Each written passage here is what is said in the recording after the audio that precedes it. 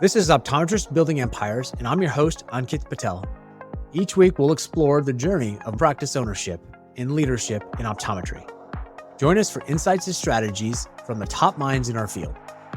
This show is sponsored by My Business Care Team. My Business Care Team helps your office increase revenues, reduce costs, and reduce staffing headaches. Let's build your empire together. Today's guest is someone I'm thrilled to be speaking with. He's a travel optometrist licensed across Ontario, Manitoba, and Newfoundland, Canada, and he's built his career serving remote communities across Canada. A University of Waterloo OD, he's a professional speaker on burnout. He hosts the podcast, the 20 Happy podcast. He's the author of Redesigning Work, helping high-achieving professionals build careers that fit their lives. He is a different kind of empire. Freedom, geography, and a business model most ODs don't know even exists. Please welcome Dr. Fred Cho. Fred, welcome. Thank you, Ankit, for that beautiful introduction, and thank you for having me. Yeah, and I love this podcast because we get to talk about how can you grow in your career, and we haven't had someone that does what you do on this podcast, so I'm excited to hear about your empire. And with that, what was the most important thing that helped you build your empire? Yeah, well, I did listen to a couple of your episodes as well, which was fantastic. But I do think I'm a bit different from your usual guest. So first, I'm not a practice owner. I've never been. But if you ask me, I guess my empire, I would say currently I'm building a team of travel optometrists to address a multi-provincial doctor shortage in Canada. So that's kind of my main focus of my professional work right now, both as a travel optometrist myself, and also as a consultant. But I also speak, blog, and podcast really about what it means to build a fulfilling career. And this is really, if you ask me about what changed all this, like that factor that drove all this change, it has to come to burnout, actually. So burnout is forever linked to my professional journey story. And so I'm excited to kind of get into all that as well. But I would say, yeah, burnout really forced a change onto me. Let's dig into that. Tell me how burnout was led to your change, because most people burnout is burning out and they're done, right? And they move on to something else. How did burnout transform, and why was it so important to you? So I was about 8 years into my career, and by all metrics from the outside, it looked like success. I had a full patient schedule, I had a loyal patient base, and I was a good associate at a great practice. I had a great mentor, great boss. I really should have been happy. And it was my wife actually who was looking at me, and I'm like, she was saying, you don't look too happy with work. Like maybe you're burning out. And I told her, no. Like this is staying busy. This is just success, right? This is hard work. They don't call it a job because it's easy. It's supposed to be hard. And, she was right, obviously, in hindsight. And it turns out that I was silently burning out for years, like many years. And I absolutely had no idea. And the reason why I didn't know is because there wasn't any meltdown or any dramatic breaking point that I can share with you. It really was it looked like, business as usual, staying busy. And even after years of reflection and giving burnout talks, I'm actually still trying to understand where and why my burnout started, because it's so complex and it's unique for every single person. Yeah. But there were definitely clues though. Sometimes I would show up to work in the morning and I would be fatigued even before the day starts. Or if a patient cancels, I'll be feeling relieved because I finally get a break. Or how days would just blur into months and years. So there was a sense of monotony. So I talk about silent burnout quite a bit because if you look at the research that just came out on optometry burnout for US optometrists, it was 54%. I mean, that's every other optometrist listening in right now, potentially facing some level of burnout. And so that's kind of my message is to, let's recognize these symptoms early because, and sometimes you don't even know, I didn't even know what burnout even felt like until years later in hindsight. So I think it really helps to slow down, to try to take inventory of how you're really doing. Because I mean, Ankit, you probably, relate to this as well, but we all got busy lives, like we all got life demands and work demands, and we're pulled in every direction. So my key point I always say is to slow down. So anyways, going back to the question, Yeah. I after burnout, I thought, you know what? Optometry must not be the right profession for me. So I just thought of looking into law school actually and accounting school. I was like, anything different. But at the same time, I switched to freelance optometry because I thought, okay, well, I still need to pay the bills. And so I did locum only, and I started writing a blog, not for money or any kind of ad revenue. I really just wanted to get my thoughts out there around what I was going through about the burnout and how I was looking into like just different career. But that interestingly, that blog article got read by a few key people who then asked me to give talks about well-being for professionals for optometrists group. And that kind of started a chain reaction, and it had a compounding effect. And this really is in the last few years when I had this dramatic change in my career, and now I speak and blog and podcast. And I've really found my niche in how optometrists can build I guess you can say, a non-traditional career path. Because as great as private practice is, and it is a great path for many people, but for people who are looking for something a bit different, or even for practice owners who are looking to expand their career in other ways, that's kind of what drives my professional curiosities now. And so it's brought me back to this profession, and I just love it. I just love everything about optometry. I think it's a great profession. I think it's just about how we practice it. Yeah. Yeah. And let's get into some details, right? So we like to get to what we call the root cause of success. I think you give us a great picture of the overall perspective. Let's talk about why you strategically chose some of these things. And specifically, I want to start with, you had this idea about going and doing this remote care. What were some challenges that you ran into that you didn't expect when you started doing this? Well, a lot of it was unknown. At the time, I got a call to go to Manitoba, which is another province. I live in Ontario. And so the idea of going to a new province was really scary to me, for sure. I didn't know how optometry operated there either. But what helped was, I guess, it was a buddy of mine. It was a classmate who had a clinic there. And so there was a lot of trust there already. And I think once I started going, there was a lot to learn for sure about how referrals worked in another province and how do we do follow-ups. But you learn, like anything in life, you learn. And sometimes when I look back now, sometimes the biggest risk is really not taking a risk. Because at the time, it really felt scary. Like, oh, I'm going out of province to do this locum work for like 2 weeks. How's that going to be? But after having done this for a couple of years now, it's just become normal to me. And what I used to be uncomfortable with is now just my safety and comfort zone now. And so the biggest lesson that I learned is that you have to just take a risk sometimes. And that probably resonates with a lot of practice owners too, right? Sometimes staying still is the biggest risk. Yeah. And so when you talk about the unknowns, give me a very tactical problem that you ran into that you didn't expect. Let's talk details a little bit more. So tell me something tactically. You were like, I want to do this remote optometry exams in all over Canada. Tell me something that ran into that you were like, I didn't know that was there, and how'd you overcome that challenge? Well, I wanted to do more of travel optometry for Yeah. sure. The problem was, I guess, finding more consistency in the chaos, because you might imagine, going to a new clinic in a new province, working with new teams. It's a lot of change, and there's so many preparation that goes into it. And so, what I was struggling with is finding consistency in all this chaos. And every time I had to go out of province for new work, it was a lot of preparation and uncertainty as well. And eventually, I decided to just focus on one company. So I currently I really just work with Vogue Optical, which has many offices all across the Atlantic Canada. So that helps because it's just one system, and I don't have to talk to like different teams every single time I'm trying to go.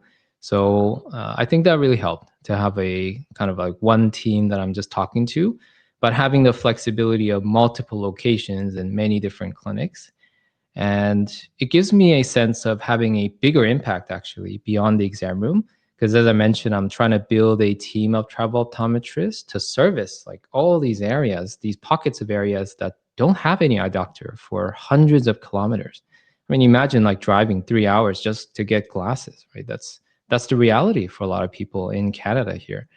And so it gives me a lot of joy in having that impact beyond just the practice of where I am. And I love being able to go to different pockets and different locations. Um, and having that system in place really helped to like carve out this travel optometry program, which actually they didn't really have this for too long either. And I was kind of part of that. Like, how does the travel logistics work? Like, who plans this? And, how does it get paid? And how do we get the doctor there, the booking? So a lot of that had to be nailed down. But, to be honest, Ankit, there was no grand plan. I certainly didn't expect myself to end up in a career point that I am now. It really was just following curiosity of what led me up. Yeah. So that's my true answer. What do you think led to the burnout? Because so another thing I want to build on, I've also heard burnout is also when you start losing empathy. So if you're in private practice, when you start losing your temper or patience with people, you're like, I just don't have any patience or time. But what was it that you think? Why do you? Well, let me ask you this: are you still burned out with a new job? Why is a new job more fulfilling if you're not burned out? And what is it about that made it better for you personally? I think for me, the biggest problem was monotony Mm, because optometry is unfortunately, it tends to be very repetitive. Like it is a very meaningful work and it's a great profession. I truly believe we'll always be clinicians first. That's for sure. That's where we are trained for. It's how we make the most impact. But it is quite repetitive. Whereas, say, take ophthalmology, like they can mix up patient care with surgery, right? Where they're just doing technical things. And so burnout in ophthalmology was actually lower than in optometry, which, as I mentioned, was like 54%, which is really high, even for healthcare. So for me, I think it was the monotony and not feeling how to grow my career because everybody just, I mean, at least from what I knew at the time, I thought it was be an associate and then I guess open a private practice. And as I said, it's a great path for many people. It's yeah, it's proven, tried and true. But for me, I knew I didn't want to be a practice owner. yeah, And then I just felt lost. Like, well, I achieved all I could as an associate. I've learned all that I could. And then now what? And what I didn't know at the time that I know now is that you can grow in other ways. You can grow into like specialty, right? If you love optometry specialty, that's a great way, but also non-clinical roles. So things like speaking, or it could be, just your creative endeavors. It could be getting on advisory boards for optometry. And this actually goes into an idea that I believe in called portfolio career.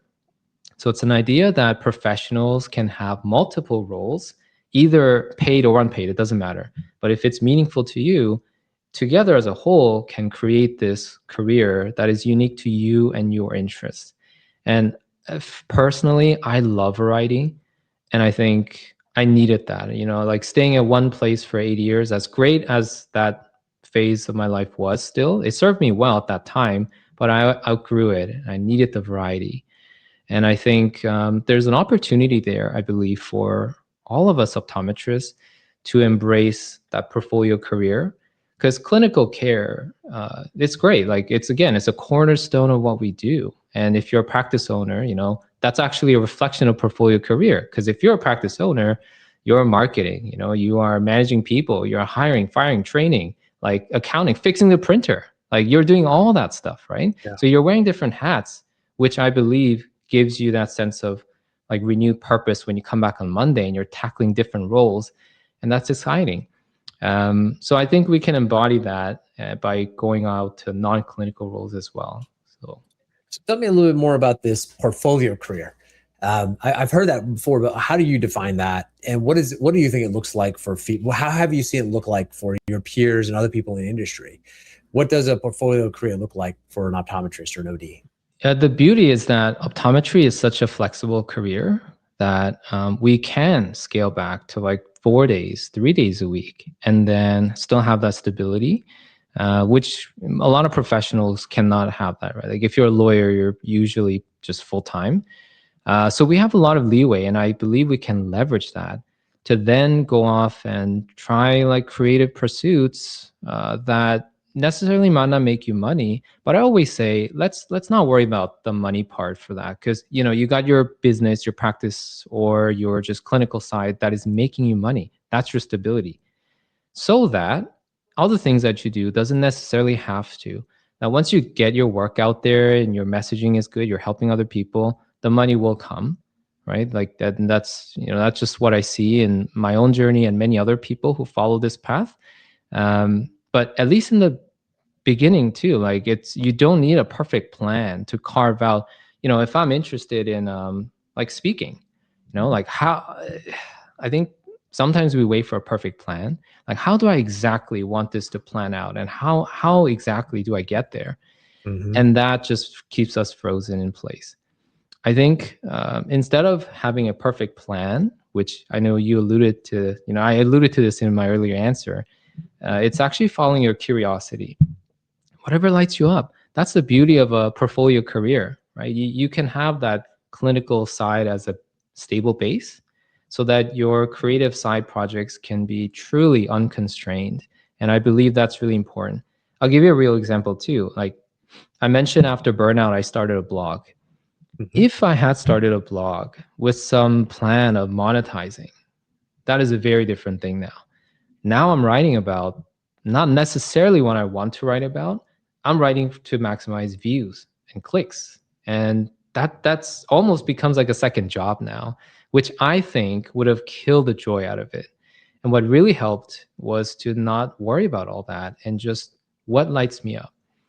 And I talk about it colliding with your interests a lot, because sometimes we just don't know what we're even passionate about. It's a tough question. Like if somebody asks you, what are you passionate about? I mean, if you asked me a few years ago, I would have no idea. I don't know. I'm not sure. And that's why I looked into law school and accounting and all that. Yeah. But when you collide with your interests, you try different things and you learn. You're like, oh, I like that way more than I thought I did. That's been the way for me with speaking too. Or you maybe really didn't like that when you thought you would like it. And you won't know until you try these things. So yeah, it's just really a journey of curiosity and experimentation, trying new things.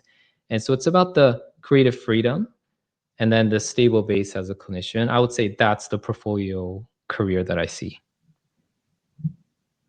And I think it was interesting because we've had guests on. I have to look up her name. It's been a while, but she actually has she bought a theater, and it was interesting. Hmm. Other folks do like real estate, and so you're right. We've seen these other folks do different types of portfolio careers. And I like how you're building it on your blog, and now you have your remote eye care. A handful of people I know do that here locally in Georgia, and it's Hmm. interesting to see how you're doing it. I'll share a quick story. Actually, the doctor who we bought our first practice from, he actually moved to Alaska, and he does that there now, doing remote eye care Wow, at reservations there. So it's amazing. definitely, the access to healthcare seems to be an Mhm. opportunity for a lot of folks if they're looking to maybe Mhm. if they are burned out, they're tired of the monotony. That Yeah. how do you get more access to more people? Maybe it's remote. Maybe it's working in rural areas. Maybe it's doing other things. But I really like that philosophy of that portfolio career. Um, Now let's switch it a little bit. Staffing is tough everywhere, and I imagine it's even harder for remote because you got to go out to places that don't really have much people. Yeah. How do you is that a challenge?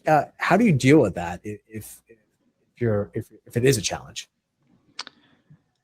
So yeah, that's a tough one too, because every team has their own dynamics, as you know, and everyone's different and what they're looking for out of work.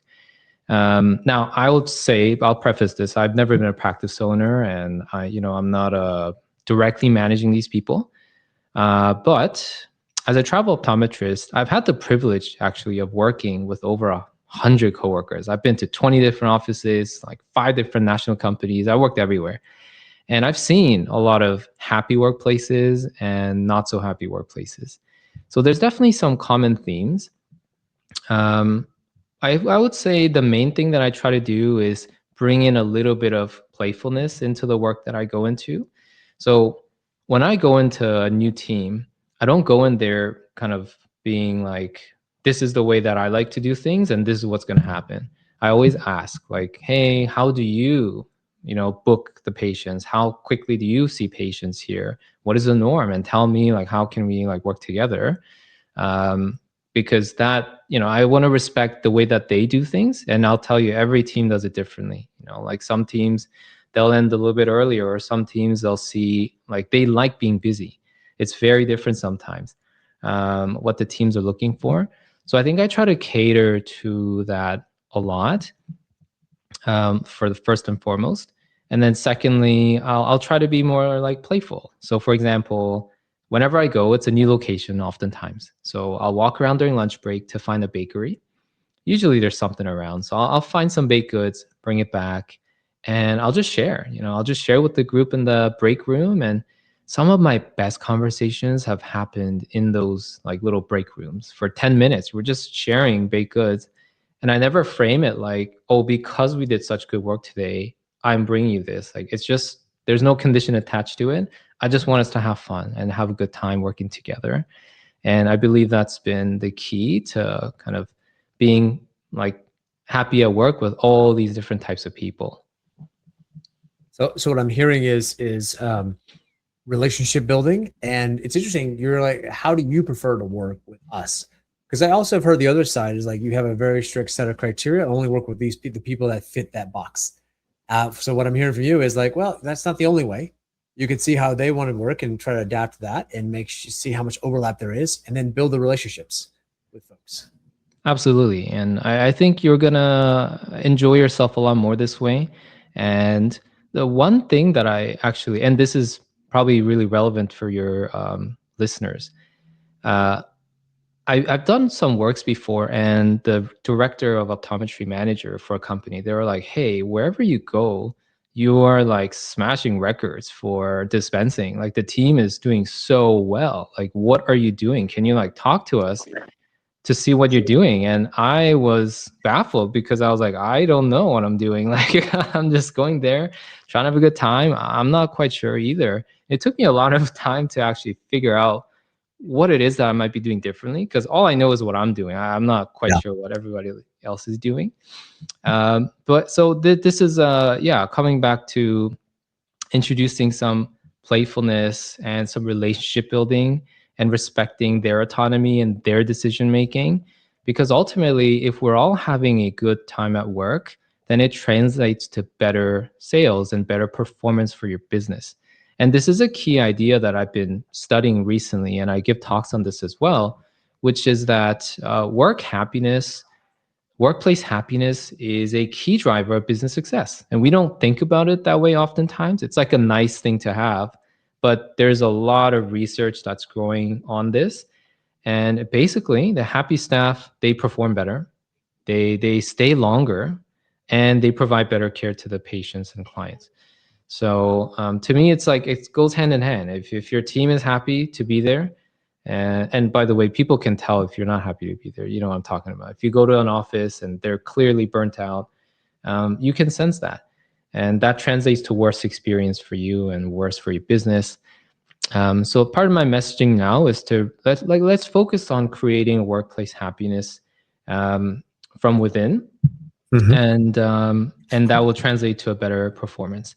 Yeah. And if I can actually go off that a little more, when I talk to people about creating playfulness and fun at work, people think about, those like corporate kind of down fun, which is like, okay, let's do an axe throwing, group thing, or let's do like a Christmas dinner party. And that's great. Like there is a place for those corporate fun as well.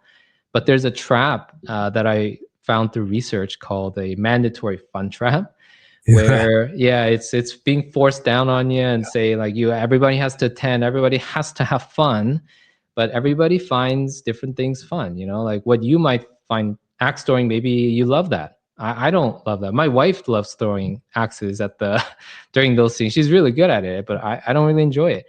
People are different, right? And we have to respect that. So what that means for practice owners, and this is what I talk about, is to create what's called a psychological safety. That's what researchers call it. It means that the staff as an individual, they feel safe to try new things and to make a mistake and fail and not have to worry about their job being lost or being fired. So if you can create that environment that makes them feel safe, then they will spontaneously find these ways to have little bits of fun and play and connection. Ultimately, you talked about it, Ankit. It's really about relationship building, and a stronger team ultimately means that your business will be even stronger, your patients will be happier, and just the human side, the staff themselves will also stay on longer because they find more meaning and joy out of the work that they do. Like that.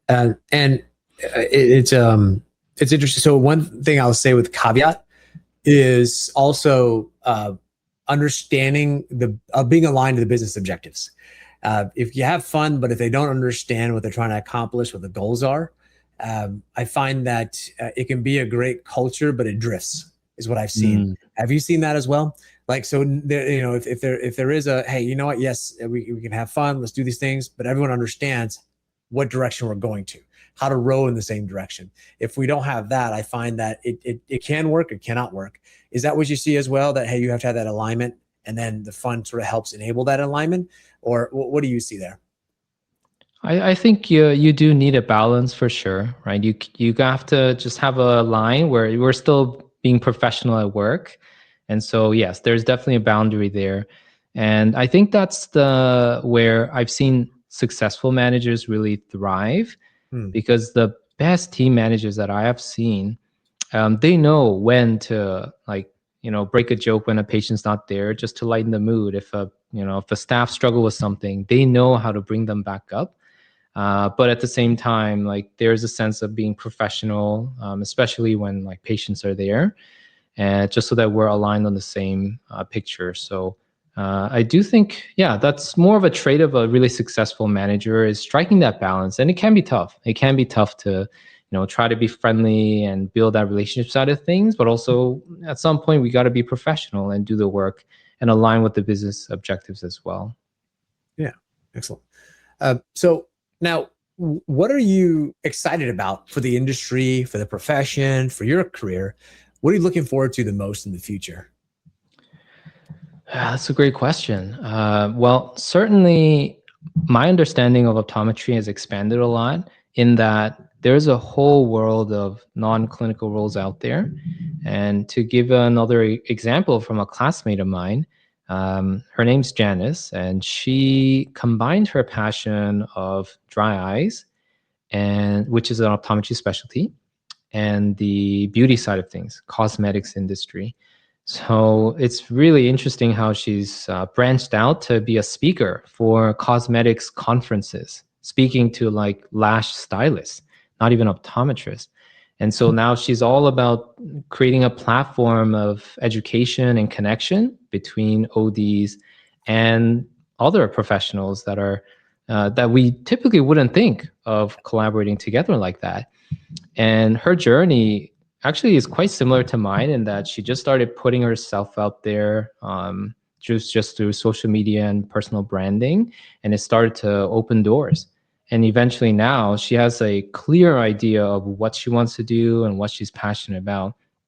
And it goes back to the portfolio career idea. When I think about our profession, um, if everyone can have this professional project on the side that has an impact beyond direct patient care, right? You still do your clinical work, but on the side, if you can have reach beyond that, like, how much better would our profession be? Yeah. Like, if we have all these collaborations with outside of optometry in ways that we traditionally wouldn't think about it. So I think that really excites me when I connect with other people who are pursuing these portfolio careers and alternate pathways while still maintaining the clinical work, by the way. So that really excites me. That's cool. I like that a lot. Kind of ties everything well together. with the portfolio career. And, if you're burned out, it gives you opportunity and an outlet, but still keeps you focused on your career path. And so let me shift gears a little bit. Can you share with us a story that was very formative for you? So it could have been when you're much younger or older, but it's a story that made you who you are today. It was really impactful for you. And it can be at any given time in your history. A story that, yeah, okay. I would say that I used to hate Tuesdays. I used to hate Tuesdays because that was the day that my public speaking club used to meet every week. So the story is that all my life, I really hated public speaking. I really dreaded it. So it would be showing up to like do a presentation in class, or even speaking up, or even recording a podcast like this. That would have been enough to give me a anxiety attack, and I would have just been sweating. And I thought, I want to be the confident speaker. I want to become that. How do I do that? And so I found this public speaking club called Toastmasters. I don't know if you're familiar with it. It's a wonderful club. And it's basically you go there to practice public speaking. But, I dreaded it. I hated going there every Tuesday. But I went back. I showed up week after week, Tuesday after Tuesday. And it's not because of some motivation or some willpower. It was actually this idea that I read from author James Clear, who said that every small action is a vote towards the type of person you want to become. So if you do enough of something, you will become that. And that's the belief that I held on to as I kept going for a number of years, actually. And so that was 7 years ago when I started my journey into public speaking clubs. And in my last couple of years, unbeknownst to me, I started getting doors opened for public speaking. As I mentioned, someone read my blog article and she said, "Hey, we have a professional group for optometrists. Can you give a well-being talk?" I could not have said yes to that if I didn't put in those small votes week after week for 5 years prior to that to overcome that public speaking fear. And so to this day now, I've done over 10 different talks. It's something that I never thought I could do or would do. So I'm really, now that's not to say there's still a big gap between who I want to be as a speaker and who I am now. There's still a gap and I'm always striving, but I think that's part of the fun. That's part of the satisfaction. And I feel grateful that I took that leap. And even though I was scared, I decided to show up week after week. So now everything that I do, even if I'm not an expert in something, if I'm a beginner, like podcasts, it's all new to me. But I have that mindset of sometimes the biggest risk is not taking a risk. Mm-hmm. And what feels risky now could be what feels safe tomorrow. It could be my comfort zone tomorrow.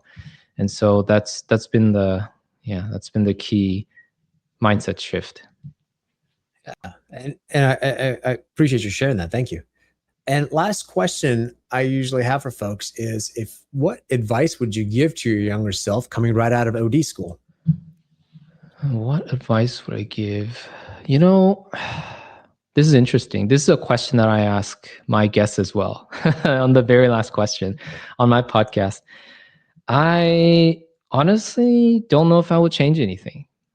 As I said, burnout has been a core part of my professional journey. And having experienced it myself gives me a real perspective, a real personal perspective on what it was like to go through that. And so it ultimately led to where I am today. And the career that I've built today is something that I never could have imagined going out of school. But I wouldn't trade it for anything. I love all the work that I do. Even things like my blog and podcast, they don't make me money, but I love that, it's all considered an important part of my work. And I wouldn't trade any of this. So I don't know that I would do anything differently, Ankit. Yeah, I think I'm exactly where I want to be. Yeah, it's very it's pretty wise response, right?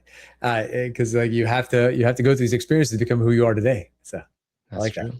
Yeah. So so Fred, if people want to reach out to you, where can they find you? Yeah. So as I mentioned, I'm a consultant for Vogue Optical, and we're building this team of travel optometrists to serve those in need. So if you're an optometrist looking for flexible work and good pay and free travel, then you can chat with me to join our growing team. But yes, you can connect with me through LinkedIn or email me at fredcho.od@gmail.com.